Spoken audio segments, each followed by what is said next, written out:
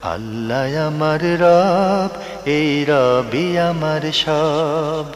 দামে দামে তন মনে তারি অনুভব। তোমার দুনিয়াতে আমি যেদিকে তাকাই, অথই নিয়ামতে ডুবে আছি সবাই। পাক পাখালির গানে শুনি তসবি কালো রব, তসবি কালো রব। আল্লাহ আমার রব, এই রবি। আসসালামু আলাইকুম, আলহামদুলিল্লাহ, আসসালাতু ওয়াসসালাম আলা রাসূলিল্লাহ। প্রিয় দর্শক, আপনারা যারা দেশে আছেন প্রবাসে, সবাইকে জানাই অনেক অনেক প্রীতি ও শুভেচ্ছা। শুরু হলো এনটিভি আয়োজিত অনুষ্ঠান আপনার জিজ্ঞাসা। আপনাদের সাথে আছি আমি জয়নুল আবেদিন আজাদ, আর আপনাদের মনোজাগা প্রশ্নের জিজ্ঞাসার জবাব দিচ্ছেন বিশিষ্ট আলেম ডক্টর মোহাম্মদ সাইফুল্লাহ। আসসালামু আলাইকুম ওয়া রাহমাতুল্লাহি ওয়া বারাকাতুহু। প্রিয় দর্শক, চলুন তাহলে জিজ্ঞাসার জগতে। শুরুতে একটি ইমেল পাঠিয়েছেন মামুন, ঢাকা থেকে। লিখেছেন, আমার প্রশ্ন হলো, রাসূল সাল্লাল্লাহু আলাইহি ওয়াসাল্লামের অথবা কোনো ওলি আল্লাহর ওসিলা করে কোনো দোয়া করা যাবে কি? কোরআনে একটি সূরা আছে, সূরা আল মাইদা 35 নম্বর আয়াতে ওসিলার কথা বলা হয়েছে। তাহলে ওসিলা ধরা কি শিরক না সওয়াব? যদি কোরআন হাদিসের আলোকে বলতেন।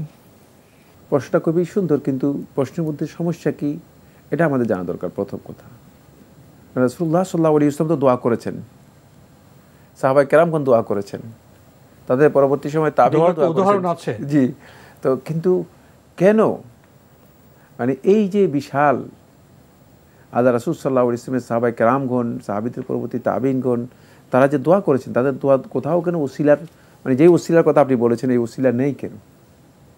সাহাবায়ে কেরামদের জীবদ্দশায় সাহাবায়ে কেরামগণ রাসূল সাল্লাল্লাহু আলাইহি ওয়াসাল্লাম ওসিলা করতে পারতেন না? রাসূল সাল্লাল্লাহু আলাইহি ওয়াসাল্লাম ছিলেন, আর রাসূল সাল্লাল্লাহু আলাইহি ওয়াসাল্লাম এই কথা বলতেন যে তোমরা আমার ওসিলা করে দোয়া করো। রাসূলুল্লাহ সাল্লাল্লাহু আলাইহি ওয়াসাল্লাম সেটা বলেননি।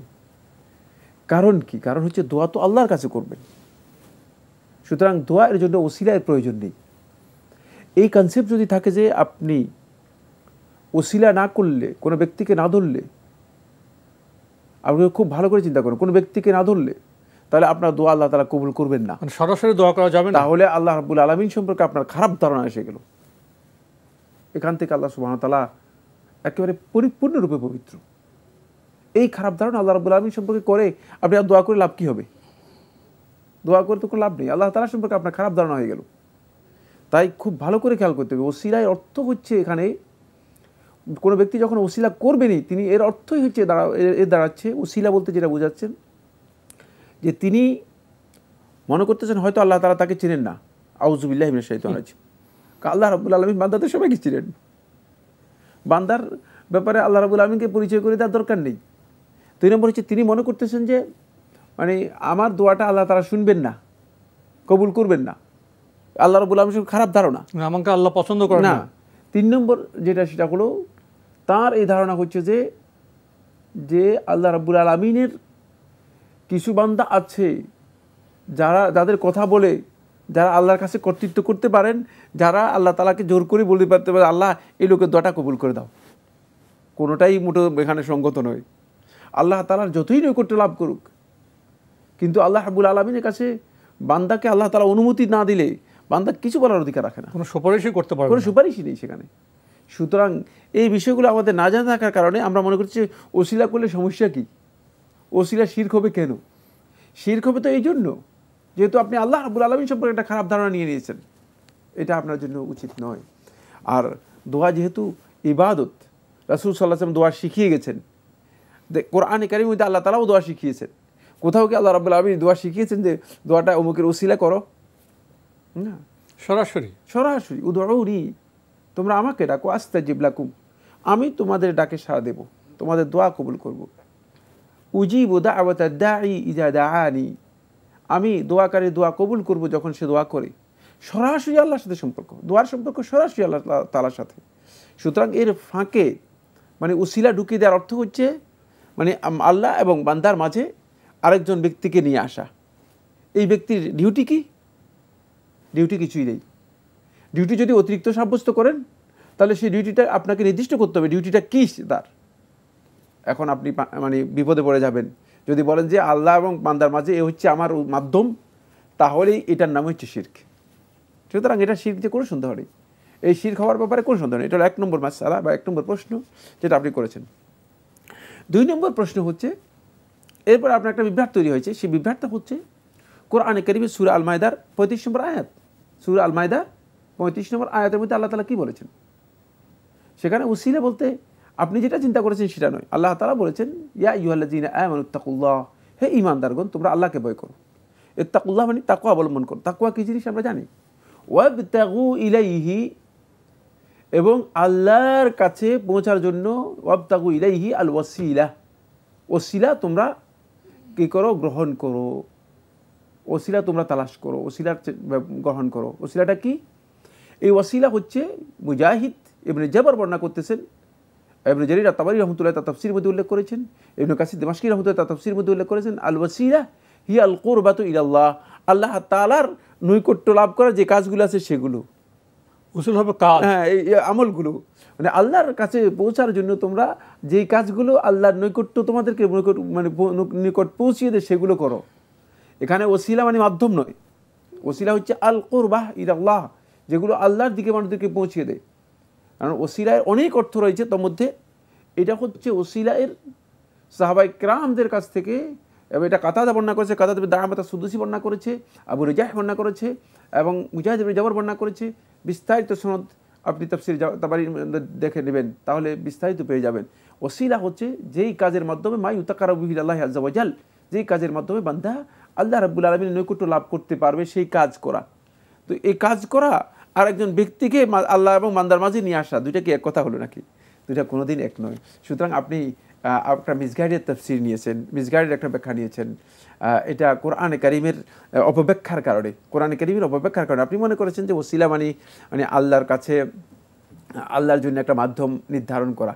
যদি মাধ্যম নির্ধারণ করার প্রয়োজনই হতো, খুব ভালো করে খেয়াল করুন, মাধ্যম নির্ধারণ করার জন্য প্রয়োজনই হতো, যাদেরকে আল্লাহ রাব্বুল আলামিন তার রিসালাতের জন্য মনোনীত করেছেন, নবী এবং রাসূলদের আমরা মাধ্যম, তারাই শ্রেষ্ঠ মাধ্যম হতো, তারাই শ্রেষ্ঠ মাধ্যম হতো, তারাই উত্তম মাধ্যম হতো। কিন্তু তাদেরকে তো আমরা মাধ্যম হিসেবে গ্রহণ করতে তারা বলেননি, রাসূলও বলে যাননি, সাহাবারও করে যাননি, না মোটেও না, বলেননি কোথাও। বরং ওয়ালাকিন, তারা এই কথা ওয়ালাকিন ক্বালু কুনু ইবাদাল লিল্লাহ, তোমরা আল্লাহর বান্দা হও, তোমরা আল্লাহর বান্দা হও, মানে আমাদের বান্দা হওয়ার জন্য নয়, তোমাদের কাজ একটাই, সেটা হচ্ছে তোমরা আল্লাহর ইবাদত করো। তাই নবী এবং রাসূলদের যেমনিভাবে ওসিলা গ্রহণ করার কথা বলা হয়নি, তেমনিভাবে ওসিলায় আপনি যে তাফসীর গ্রহণ করেছেন, এই তাফসীর মানে সত্যিকার কোরআনের বক্তব্য থেকে বোঝা যায়নি। কারণ আল্লাহ রাব্বুল আলামিনের কাছে পৌঁছার জন্য আমাদের কাছে উপায় একটাই, সেটা হচ্ছে ব্যক্তি ধরা নয়, ব্যক্তির মাধ্যমে যাওয়া নয়, সেটা হচ্ছে আমলের মাধ্যমে যাওয়া। এই জন্য আমলের বিষয়টি আমাদেরকে অনুমোদন দেওয়া রয়েছে। প্রিয় দর্শক, আমাদের হাতে আরও একটি ইমেল পাঠিয়েছেন শাহরুখ হোসেন তন্ময়। লিখেছেন, বাংলাদেশ ব্যাংকে প্রাইজ বন্ডে রেফেল ড্র হওয়ার পর কয়েকজনকে পুরস্কার দেওয়া হয়, কেউ ক্ষতিগ্রস্ত হয় না, এটি কি জায়েজ? উল্লেখ্য যে এখানে লেখা থাকে সুদ মুক্ত। এখানে সুদের কোনো চুক্তি হয় না, ঠিকই বলেছেন, কিন্তু এটা সুদ নয়, এটা হলো জুয়া। মানে সুদ এবং জুয়ার মধ্যে পার্থক্য রয়েছে। তাই এই কাজে যেহেতু আল্লাহ রাব্বুল আলামিন সুদকেও হারাম করেছেন, জুয়াকেও হারাম করেছেন। আল্লাহ সুবহানাহু ওয়া তাআলা কোরআনের মধ্যে স্পষ্ট করে নিষেধ করেছে, ইন্নামাল খামরু ওয়াল মাইসির ওয়াল আজলাম ওয়া রিজসুম মিন আমালিশ শাইতান ফাজতানিবুহু, এগুলো থেকে আল্লাহ রাব্বুল আলামিন আমাদেরকে বিরত থাকতে নির্দেশ দিয়েছেন। তার মধ্যে একটা হচ্ছে জুয়া। জুয়াটা কেন? খুব ভালো করে বুঝতে হবে। যেটা হচ্ছে, যেহেতু আপনি এখানে টাকা দিয়ে অংশগ্রহণ করতেছেন, টাকা দিয়ে অংশগ্রহণ করতেছেন, তারপরে লটারি হচ্ছে। যদি টাকা দিয়ে অংশগ্রহণ না করতেন তাহলে আপনার এটা জুয়া হতো না, আপনার এটা জুয়া হতো না। এই কারণে আপনি এই প্রাইজ বন্ডে অংশগ্রহণ করতে পারবেন না, বরং এই কাজটি জুয়া। লিখেছেন, অনেক সময় কারো ছবি পোস্টার বা লিফলেট আকারে টানানো থাকে, এটি কি হারাম? হ্যাঁ, এই ধরনের টানানো হারাম। ছবি, পোস্টার, লিফলেট এগুলো ইসলামী শরিয়া একেবারেই হারাম ঘোষণা করেছে। লিখেছেন, নামাজে মহিলাদের পায়ের পাতা খোলা থাকলে কি নামাজ হবে? নামাজ হয়ে যাবে, নামাজ হয়ে যাবে। পায়ের পাতা বলতে আসলে মানে কি বুঝিয়েছেন? পায়ের উপরিভাগ উদ্দেশ্য নাকি? পায়ের উপরিভাগ যেটা রয়েছে এটা ঢাকার ব্যাপারে হাদিস এসেছে, এবং এটা ঢাকাই উত্তম, কোনো সন্দেহ নেই। ওলামায়ে কেরাম ওয়াজিব বলেছেন, কিন্তু যারা ওয়াজিব বলেছেন তারা বলেছেন যদি কোনো কারণে না ঢাকা থাকে তাহলে সালাত হয়ে যাবে, সালাত নষ্ট হবে না। জি, লিখেছেন জাতীয়তাবাদ বর্ণবাদ কি কুফরি মতবাদ? এটা সরাসরি কুফরি মতবাদ, এ কথা বলার সুযোগ নেই। কারণ জাতীয়তাবাদ এর ধরন এবং প্রকৃতি, নানা ধরন এবং প্রকৃতি বিভিন্ন ধরনের রয়েছে। একটা হচ্ছে যে জাতীয়তাবাদের উদ্দেশ্য হচ্ছে যে আমার জাতি যেখানে আছে, মানে দিন গোল্লায় যাক, মানে ন্যায়নীতি গোল্লায় যাক, তারপরে নৈতিকতা গোল্লায় যাক, আমি সেটাই হোক, এখানে উগ্রতা প্রশ্ন। হ্যাঁ, এটা হচ্ছে জাহিলিয়াত। এটাকে বলা হয়েছে আল কওমি আল জাহিলিয়া অথবা আল আসাবি আল জাহিলিয়া। ওটা হচ্ছে জাহিলি মতবাদ। এই জাহিলি মতবাদের দিকে মানুষকে আহ্বান করা, কারণ এখানে দিনকে উপেক্ষা করবেন। দিনের স্ট্যান্ডার্ড কি, দিনটা এখানে মানে কোন ইয়েতে আছে, কোন পর্যায়ে আছে, মানে এই ধরনের চেতনা যদি থাকে তাহলে এটা অবশ্যই মানে কুফরি মতবাদের দিকে নিয়ে। আর যদি পরিচয়ের জন্য, এটা পরিচয়ের জন্য পরিচয় যেটা, এটা একেবারে যায়, যেহেতু কোরআন মধ্যে স্বীকৃত বিষয়। ওয়াজআলনাকুম শুউবান ওয়া কাবাইলা লিতাআরাফু, যে তোমাদেরকে বিভিন্ন জাতি গোষ্ঠীতে পরিণত করেছি, লিতাআরাফু, যাতে করে তোমরা পরস্পর পরিচয় দিতে পারো, পরিচয়ের জন্য। আর এই জন্য আলাদা করেছেন, এটা একেবারে জায়েজ। বাকি রয়ে গেছে বর্ণবাদ একই, এটা জাহিরি চিন্তাধারার দিকে মানুষদেরকে নিয়ে যায়। এক পর্যায়ে মানুষ ওই জাহিলিয়াতের কারণে দিন থেকে বিচ্যুত হয়ে যায়, মানে তার যে দিনই যে চেতনা আছে সেই চেতনা থেকে কি হয়ে যায়, পরিপূর্ণ আলাদা হয়ে যায়। ফলে ওই জাহিলিয়াত তাকে কুফুরির দিকে নিয়ে যেতে পারে। এ কারণে আলেমগণ কেউ বলেছেন যে এটা কুফুরির দিকে মানুষদেরকে আহ্বান করে বা ডেকে নিয়ে যায় এই কাজগুলো। কিন্তু কোনো সন্দেহ এর মধ্যে জাহিলিয়াত রয়েছে। তবে এগুলোর ধরন কি, এগুলোর ধরনের উপর নির্ভর করবে হুকুম। মানে হঠাৎ করে দেখলেন, সব তো একরকম নয়, দেখেই বলে দিয়েছে যে আমার খালতো ভাই, কি কারণে খালতো ভাই, চিনেন না, কিছুই জানেন না, এটা নয়। মানে জানতে হবে যে আসলে কিসের, কোন প্রকৃতির কারণে এটাকে আপনি কি করতেছেন, কুফুরির কথা বলছেন। অনেককে দেখা যায় যে ফতোয়া দেওয়ার আগে তিনি জানেন না যে আসলে মানে জাতীয়তাবাদ কাকে বলা হয় থাকে, জাতীয়তাবাদের পরিচয় কি। যেমন আমাদের প্রচলিত গণতন্ত্র কাকে বলা হয় থাকে, গণতন্ত্রের পরিচয় কি, এগুলোও জানতে হবে।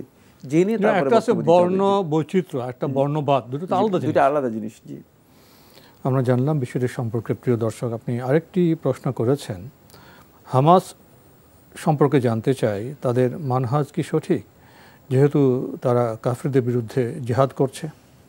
তাদের মানহাজ তাদের সাথে জড়িত, তাদের বাস্তবতা তারাই সেটা বহন করবে। বাকি আকীদা এবং মানহাজের দিক থেকে হামাসের অনেক বিচ্যুতি আছে, যে বিচ্যুতিগুলো যদি তারা কেটে উঠতে পারে তাহলে তাদের জন্য হয়তো তারা জাতির জন্য কল্যাণ বয়ে আনতে পারে।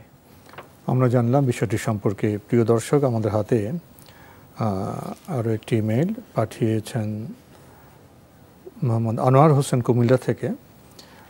আগের ইমেল আপনার আরও প্রশ্ন ছিল, আপনার একটি প্রশ্ন রয়ে গেছে। আপনি লিখেছেন, আমার আব্বা ইন্তেকাল করেছেন গত জুন মাসে মহামারীতে। আমি আমার আব্বার কবর জিয়ারত করতে গিয়ে মসজিদে 5টি ওজিফা শরীফ দিয়েছি। এতে কি আব্বার জন্য সাদকা হিসেবে গৃহীত হয়েছে? জানালে উপকৃত হব। কীভাবে জানাবো কি ওজিফা দিয়েছেন? আমি কিছু জানি না। যে ওজিফা দিয়েছে, যে সেটা যদি বাতিল ওজিফা হয়ে থাকে, বেদাতি ওজিফা হয়ে থাকে, ওজিফা শরীফ বলেছেন, অনেক ওজিফা শরীফ নামে আছে যেগুলো পড়লে সওয়াব তো হবে না, ঈমান নষ্ট হয়ে যাবে। এখন আপনি মসজিদের মধ্যে যদি সেগুলো দিয়ে আসেন তাহলে তো আপনি আরও বড় ধরনের অপরাধ করলেন। আপনারও গুনাহ হবে আর আপনার বাপের গুনাহ হবে না, যেহেতু আপনার বাপ তো এটা দেয় নাই। মানে আপনি যদি ভুল ওজিফা হয়, জি, আর যদি সঠিক ওজিফা হয়, সঠিক হলে সব পাবেন। কিন্তু তিনি আসলে কোন ওজিফা শরীফ দিয়েছেন তিনি তো জানেন না।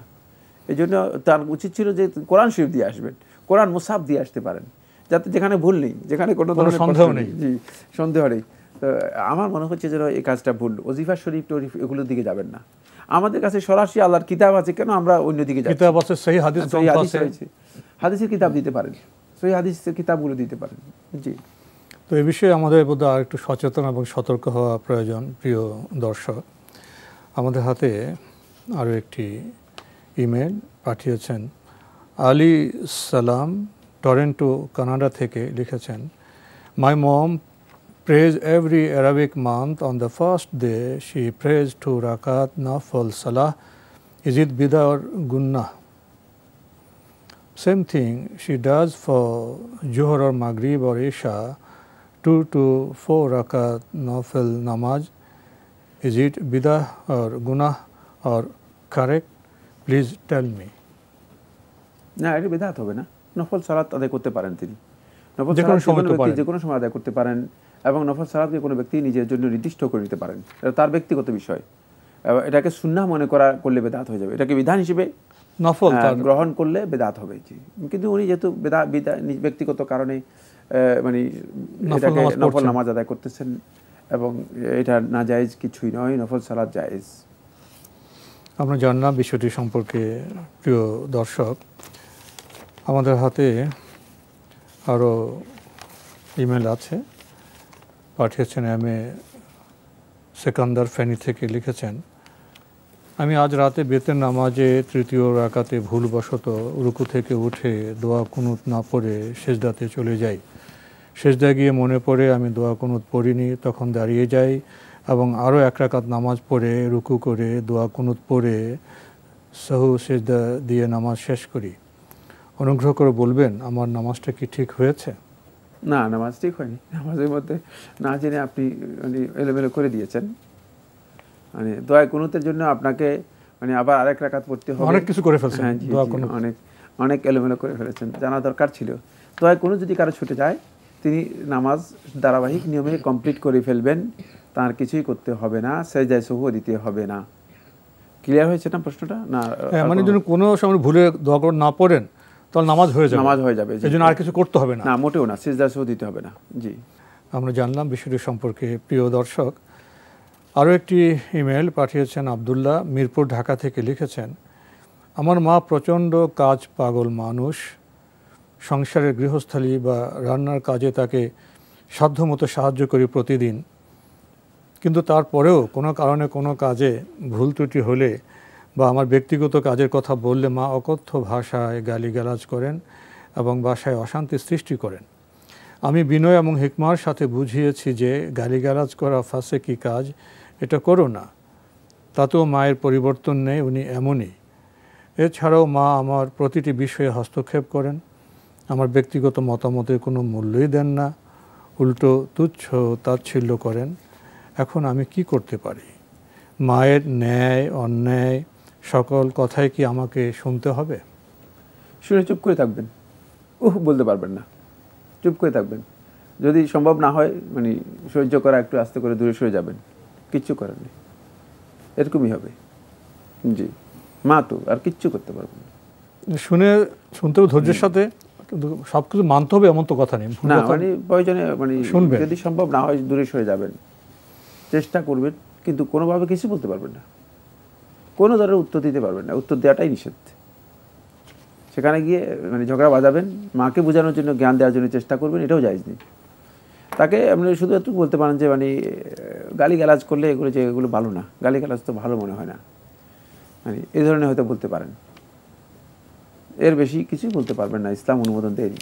জি, প্রিয় দর্শক, আমাদের হাতে আরও একটি ইমেল, এটি পাঠিয়েছেন আনোয়ার হোসেন, কুমিল্লা থেকে লিখেছেন, রুমাত নামক ফেরেশতার আগমন সম্পর্কে জানতে চাই, ওনার কাজ কি এবং ওনাকে মহান আল্লাহ পাক কী কাজে ব্যবহার করে থাকেন? না, এই ধরনের কোনো ফেরেশতার পরিচয় আমার কাছে জানা নেই। এটা আপনি হয়তো নিজেই তো আবিষ্কার করেছেন, তো অন্য কেউ আবিষ্কার করেছে। রুমাত কোনো একজন ফেরেশতার নাম নয়। রুমা বলা হয় তাকে রামি থেকে বহুবচন, রামি থেকে এটা বহুবচন ব্যবহার করেছে, প্লুরাল। রামি হচ্ছে নিক্ষেপক, রামি হচ্ছে নিক্ষেপক, মানে সেখান থেকে রুমা বলা হয় তাকে একদল লোককে যারা নিক্ষেপের কাজ করেন। কারো কারো ধারণা হচ্ছে যে কিছু ফেরেশতা রয়েছে যে ফেরেশতাগণ মানে উদ্ধারলোকে, আসমানের আগে উদ্ধারলোকে শয়তানরা চেষ্টা করে ইস্তারিকুনা সামা, তারা মানে চুরি করে উপরে কি কথা হচ্ছে বা কি হচ্ছে তথ্য সংগ্রহ করার জন্য তাদেরকে সুহুব নিক্ষেপ করা হয়। সুহুব হচ্ছে শিহাবের বহুবচন, এটা হচ্ছে মানে উল্কাপিণ্ডের মতো, এটা আগুনের অগ্নিপিণ্ড, মানে এটা নিক্ষেপ করা হয়, ফলে তাদের মধ্যে ভেঙে চলে আসে, কিছু মারা যায় বা একজন আধজন মানে ক্ষতিগ্রস্ত হয়। কেউ ধারণা করেছেন যে এই ধরনের এই জাতীয় ফেরেশতাদেরকে বা এই কাজে যারা লিপ্ত আছেন, বেদায়ী দায়িত্ব পালন করতেছেন যারা, তাদেরকে রুমা বলা হয়েছে। বাকি এই ধরনের বক্তব্যগুলোর যথাযথ ভিত্তি নিক্ষেপ করার কথাটি একেবারে কোরআন দ্বারা সাব্যস্ত হয়েছে। বাকি এদের নাম রুমাত হিসেবে আখ্যায়িত করা হয়েছে, এটা এইভাবে সরাসরি বোঝা যায় না। তো আজকে আমাদের এখানেই শেষ করতে হচ্ছে। আপনাকে অনেক ধন্যবাদ। আপনাকে অনেক ধন্যবাদ। প্রিয় দর্শক, আমরা দেখছিলাম এনটিভি আয়োজিত অনুষ্ঠান আপনার জিজ্ঞাসা। আমাদের এই অনুষ্ঠান আপনারা এনটিভি অনলাইনেও দেখতে পারবেন, ভিজিট করুন www.ntvbd.com। এছাড়া ইউটিউবে এবং আমাদের ভেরিফাইড ফেসবুক পেজে অনুষ্ঠান দেখতে পারবেন। প্রিয় দর্শক, ইসলাম সম্পর্কে তো অনেক কথাই আমরা শুনি, পাঠও করে থাকি, কিন্তু সব শোনা সব পাঠ কি শুদ্ধ? তাই আসুন আমরা প্রথমেই কোরআন এবং সুন্নাহর প্রতি সময় ব্যয় করি, সেখান থেকে তথ্য নেওয়ার চেষ্টা করি। চিঠি লিখুন, প্রশ্ন পাঠান আমাদের ঠিকানায়। পরিচালক আপনার জিজ্ঞাসা, এনটিভি, বিএসসিসি ভবন, 7ম তলা, 102 কাজী নজরুল ইসলাম অ্যাভিনিউ, কারওয়ান বাজার, ঢাকা 1215। ইমেল অ্যাড্রেস আপনার জিজ্ঞাসা @ntvbd.com। প্রিয় দর্শক, মহান আল্লাহ আমাদের সবাইকে নিরাপদে রাখুন, রাখুন শান্তিতে। আসসালামু আলাইকুম। আল্লাহ আমার রব, এই রবি আমার সব, দামে দামে তুন মনে তারি অনুভব। আল্লাহ আমার রব, এই রবি আমার সব।